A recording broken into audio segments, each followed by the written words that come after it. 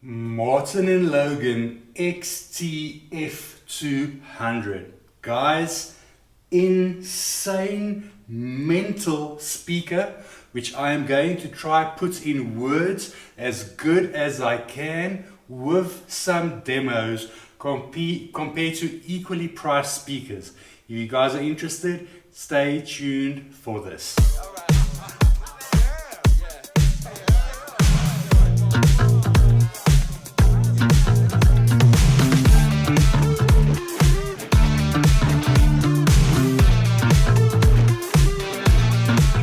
Guys and girls, this is a difficult one for me. Difficult one not in the sense that I can tell you these speakers are my favorite speaker of all time, but in a sense that I can convey this over to you in words. Because at the risk of sounding like a broken record, every time I listen to something, it's the best and it's the best. But like I've said before, you guys must also remember, as I go up this ladder, bringing these videos to you guys through my experiences, I also go up in quality of speaker. But this speaker, according to money that you fork out, and the speakers that I've heard, I have actually gone down about 3 notches and ended up with a speaker that, to me, if I did not do, well, I don't do this for a living, but I do audio as a hobbyist, and I do it for a living, but this is not my main source of income. But if I had to do this as a normal guy trying to find my speaker to live with, I would take my hat now, I would hang it up, I would take my mic, I would drop it and I would walk away. I would call it a day and I am done. My search has ended. Let me try and tell you what these speakers do. In the first video, I told you about Martin Logan, who they are, how my journey got to the stage in my life where I am now. So my best speaker to date, before this, that I've owned, sold and heard a few times, is the Klipsch La Scala. If you guys don't know about the Klipsch La Scala, after this video, go read up about it, go look at my video that I made on it, and also go look at someone like Andrew Robinson's video, where he will tell you where the speaker brought him to absolute tears. And that is true. Why that is true is the sound stage and the imaging that that speaker can do. Now, the downside of that speaker is there's not a lot of bass. You do need a sub if you want very impactful sound. In comes the Martin and Logan XT200. It's the only speaker that has ever given me that feeling that the La Scala did, with the sound stage and how wide it is and the imaging. The top song for me to test on imaging is A Stairway to Heaven. If you listen to A Stairway to Heaven, the instruments will come in on the one side, then the instruments will come in on the other side, and then the artist will sing. And if you get imaging correct, the artist will sing somewhere around here. It gives a phantom image like no other speaker. You can get some speakers, like in my experience, to image on a center phantom image, where it sounds like the center is playing, which is good, that is what you want. But these give it to you where the screen is. It is freaking phenomenal, it boggles your mind, and when you are sitting listening to it, you sort of get it. This is what it is all about. I have a new guy that started work here and he's watching my videos as well. He sat down here before he left now for home, and I played him these, and I played exactly what I'm talking to about now, and he was like, that speaker is playing. And it's not, it is just the illusion, and he could get it, and I said, now you get it. paying more and going up to these levels is not about how loud that speaker can play. It is about the imaging. It's about the scale. It's about the depth. It's about the frequency response. It is about the highs. Are they fatiguing? Are they... Everything I told you now, these do to the absolute perfect stage. Perfect stage. And they do it for 127,590 Rand. Dollars, $3,000 or $4,000. I'll put the spec in again. It's a lot of money. Don't get me wrong. It is a lot of money. But I will take these over Monitor Audio Platinum 300s, which cost twice the amount of money. I will take these over the Scalas. Yes, I will take them over the Scalas that cost 500,000 Rand. $10,000. I think that's the price. Again, I'll put it in there if I'm wrong. Don't shoot me. But we are 3 times the amount of this speaker. One, the Scala is difficult to place, but let's not worry about that. I can get the same imaging very close to. The diehard La Scala guys are taking out their Uzis and their bazookas now. They're going to shoot me. But guys, if you've not listened to them, go listen to them and then shoot me afterwards, because you're going to eat your words. These things image like no freaking other, or let's not say no freaking other, like the La Scala. It's La Scala-esque, really. The only difference where these are better than the La Scala, bass. 3 times 8 inches. I'll play some demos. I listen to Hoist the Anchors now by Willerman, and oh, the deepness of the voice makes the floor rumble. It tickles your soul, and then you get those drums. It is, oh, I love these speakers. I don't know what else to tell you about how good they are. The cabinet build, the look, the way it looks. I don't need to explain to you what these are. They are pieces of art. I love going for the white. What do you guys think about the white setup? The white, with the white center floating below the TV, with the grey background. You know, black is also nice. The black is nice, but the white for me is different. I think the walnut will also be cool. I like the walnut, but I'm glad I went for the white. And with the speaker covers, I just took the speaker covers off now because I actually put them on. So one con I got immediately with the speaker covers, and I think that might make me not use them. As you put them on and off, they drag on the edges of the speaker, making that as if there is a bit of dirt as it goes on and off, which I don't like. So I'm already going to get my car polish and polish those edges nicely. I would rather just keep these speakers clean than have to deal with that. So I don't like that about the cover. It didn't do it on the center speaker, but I only put it on the center once, where I had it on the mains a few times just to protect them and keep them nice. But I think just properly cleaning them with my cleaner and ceramic cleaner and polish, because it is painted, it will keep them nice and I won't have to deal with that hassle. Okay, so let's talk more about what we can compare this with. If we talk about, like I said, the Cornwalls don't image as well as the La Scala. It's close, but it's just not there. But they have the bass, but still, the bass on this is way more. No subwoofer needed with these speakers. SVS, I hear the guys SVS. The SVS Ultra Evolution Pinnacles, which I had before these, which these replaced now. How can I compare the two of them? The SVS is more expensive. This is cheaper still than the SVS.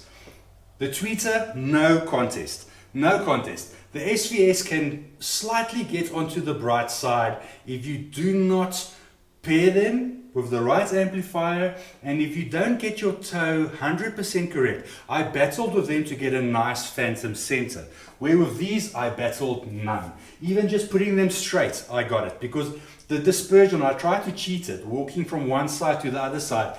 Only when you get to the way bounds, like almost out of the room, I lose it. But otherwise, as I moved around in like a 2 meter space, I kept I kept hearing them, they were focused, they were balanced. So this waveguide and the tweeter is absolute magic. This combo cannot be beat. I don't care what you say. This combo cannot be beat.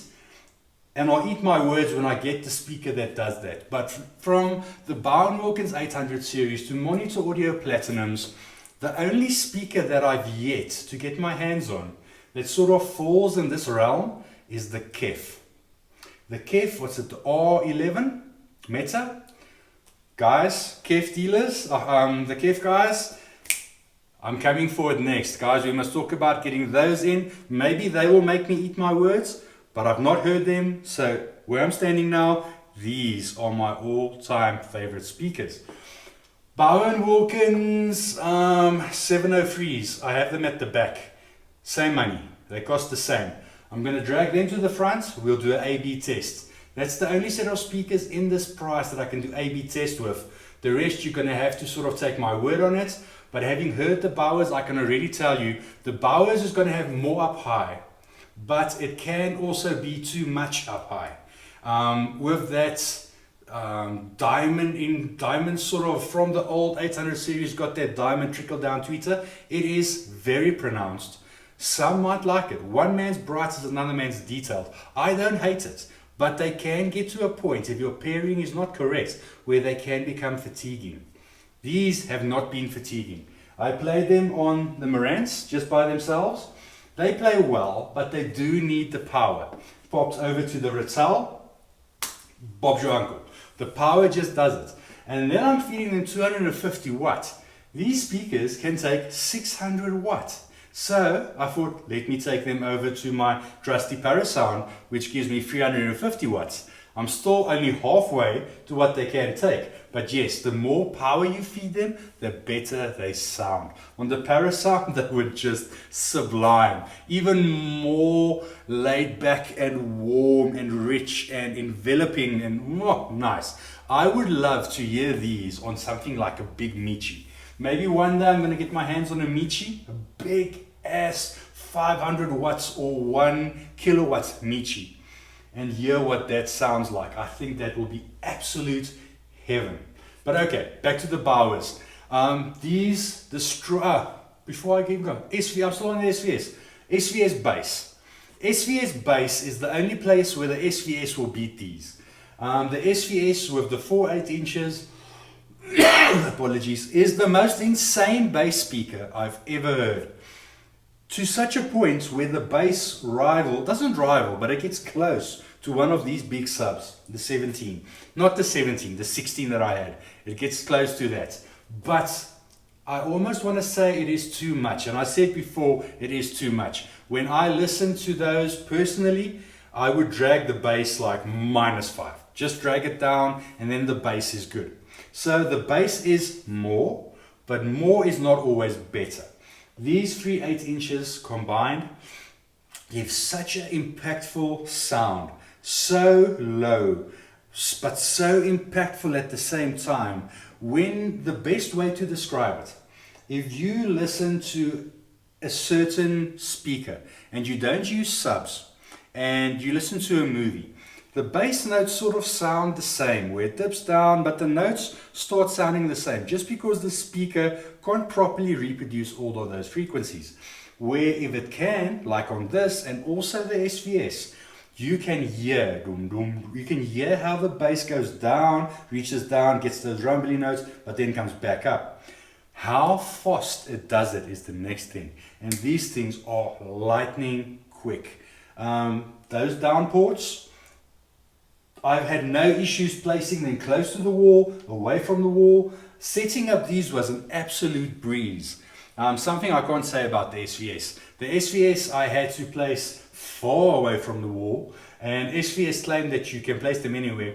I had to drag them into the room quite far, where these you could see I've not really dragged them anywhere. I pulled them out a little bit. They are about 600 millimeters away from my back wall and about a meter away from my side walls. I can still play around a bit more, but I am happy the way they sound where they are. I did calibrate these up with D-Rack, but just for home theater use. When I'm doing music, I am running pure direct from the Marantz, no calibration, no tone control, no subwoofers, just absolute sublime heaven. Okay, Bauer Wilkins. Bowers don't have a lot of bass. I know a lot of guys say feed them the right power and they have the bass. Yes, they have, but they only have as much bass as what those 6.5-inch drivers can reproduce.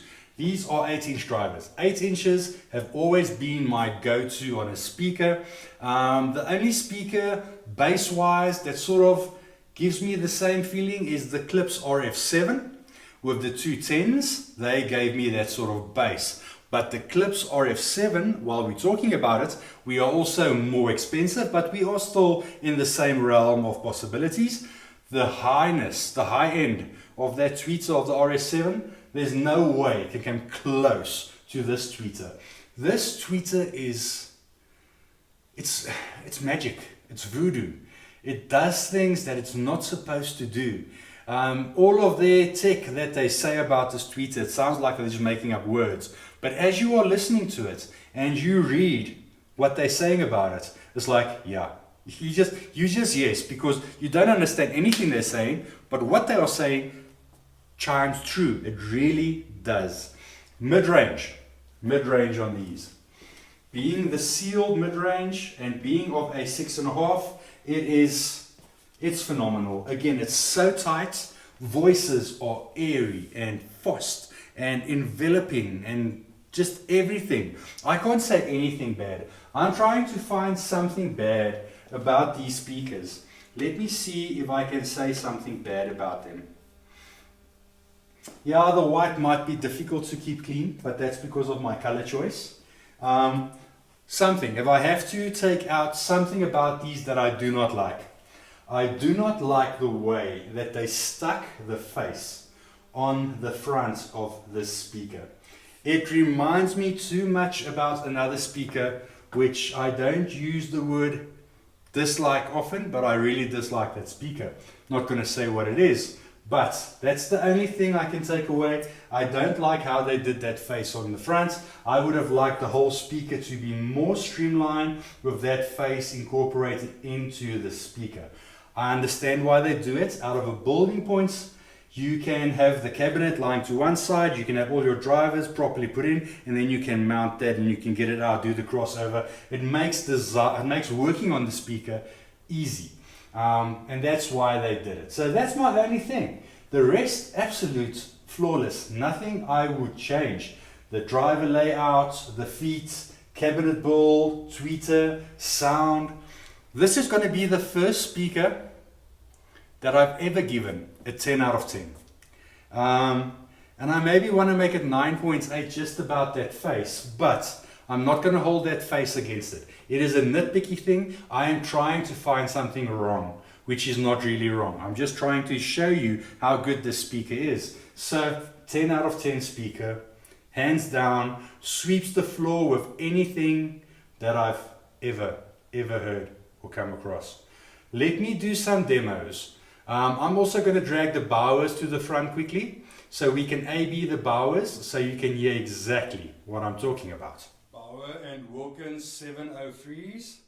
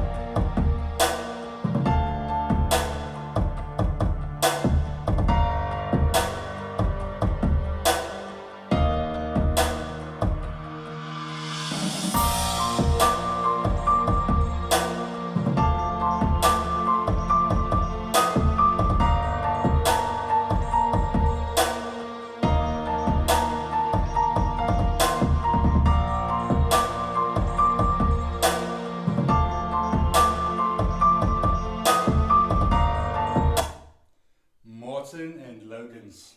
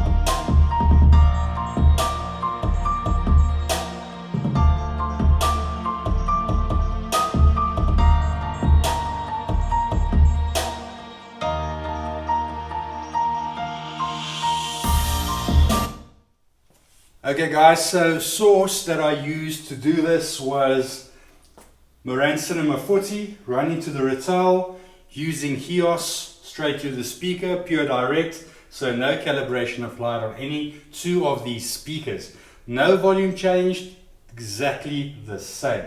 As I heard the Bow & Wilkins now, I was like, yeesh, these Bow & Wilkins are good. I mean, they're all Bow & Wilkins 703s. These are renowned speakers. And I was like, yo, I hope I didn't, you know, how much better is the Martin Logan going to be?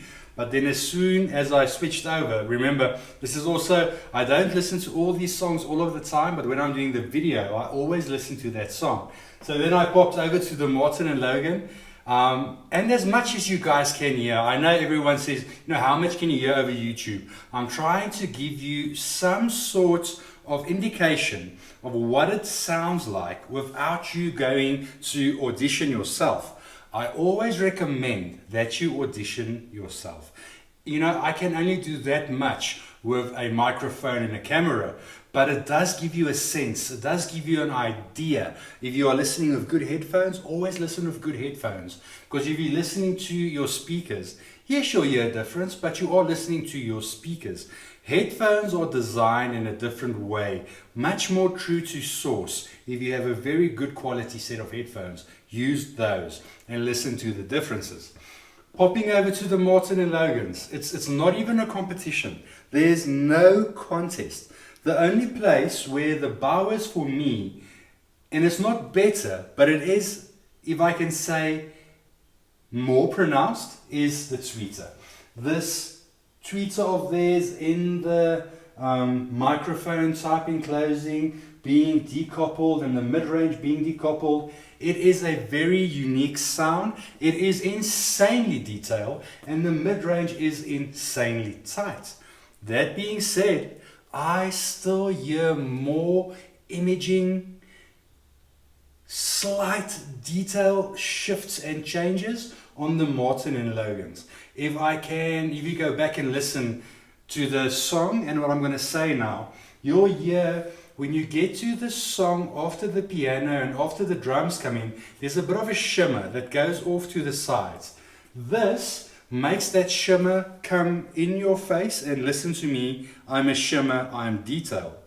The Martin & Logan makes that shimmer hover in the room, where it sort of bounces there, and there, and there, and there, and there, and there.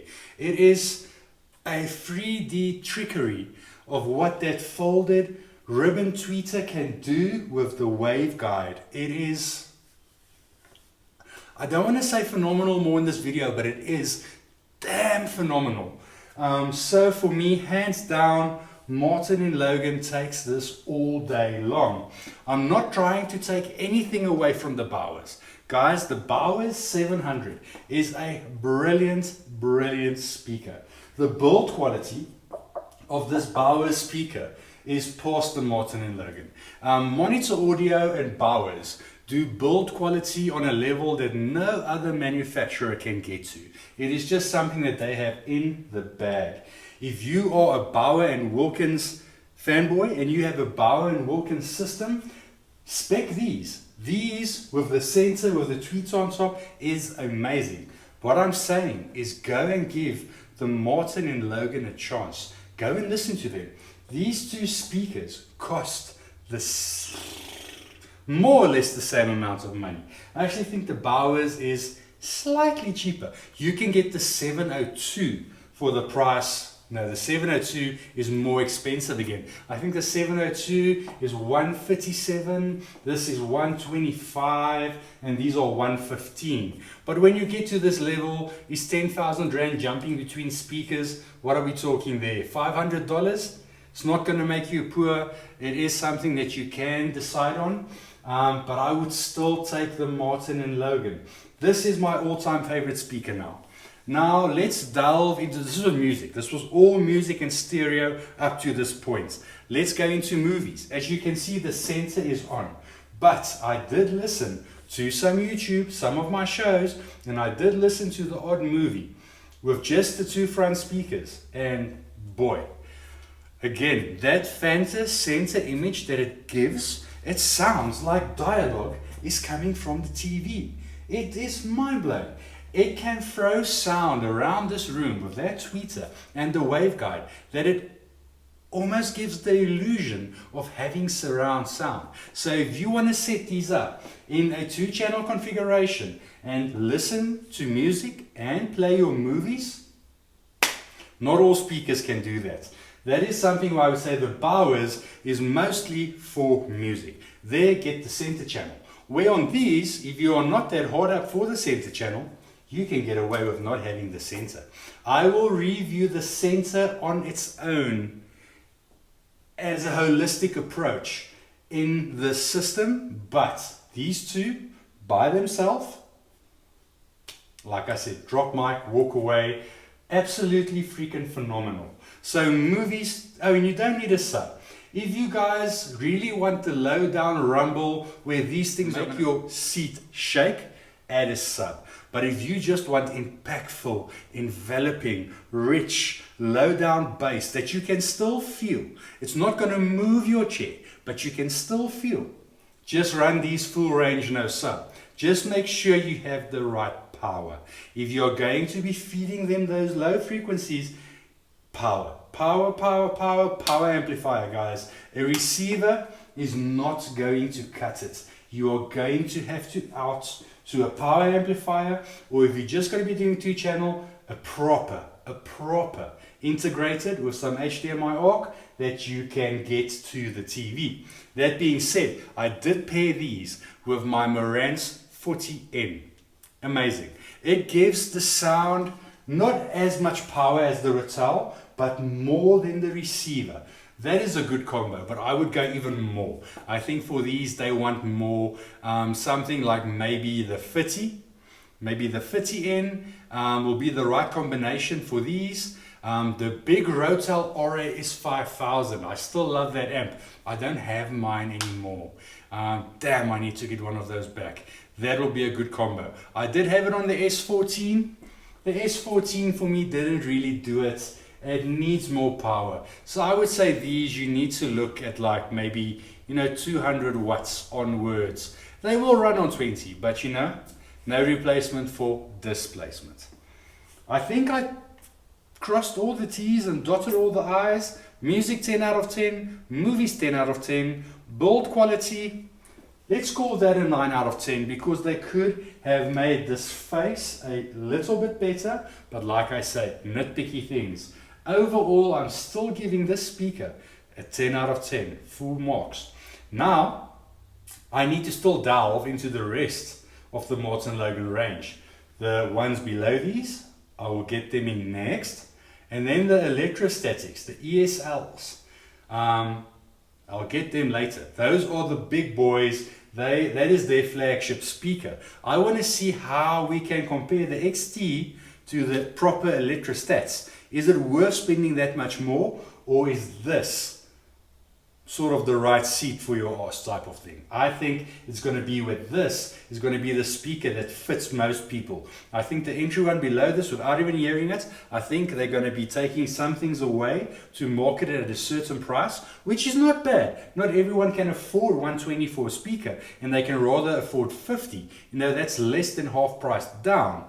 And then the ESLs, again, they go up, not double, but they do go up quite high. But yeah, guys, I hope you enjoyed this as much as I did. If you did, download, please give us a like and subscribe.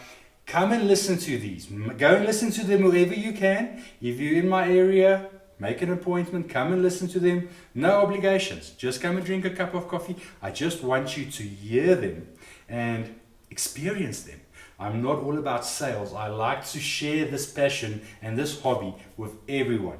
And for those who want to buy, I did add them to store, link in description down below. Go and add them to carts, hit me up, see what deal we can do for you, combo deals, all of that. But yes, they are in store. The 100s, the 200s, the center, the surrounds. The surrounds, by the way, are freaking phenomenal.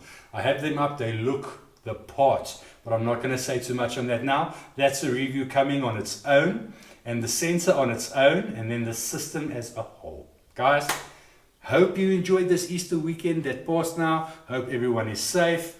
Until the next video, stay safe. Cheers. Bye.